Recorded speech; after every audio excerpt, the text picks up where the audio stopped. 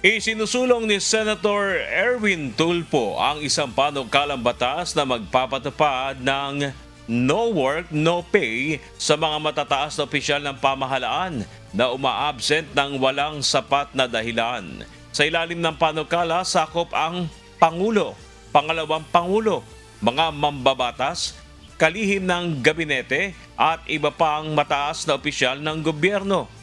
Layunin nito na ipareho ang patakaran sa mga pagitan ng mga karaniwang empleyado at mga opisyal pagdating sa pagtanggap ng sahod kapag hindi pumapasok sa trabaho. Nais din ni Senator Tulfo na alisan ng mga allowance ang mga opisyal na patuloy na uma-absent ng walang maayos na leave o pahintulot. Binigyan din ng senador na dapat pantay ang pananagutan sa serbisyo publiko anuman ang posisyon sa pamahalaan.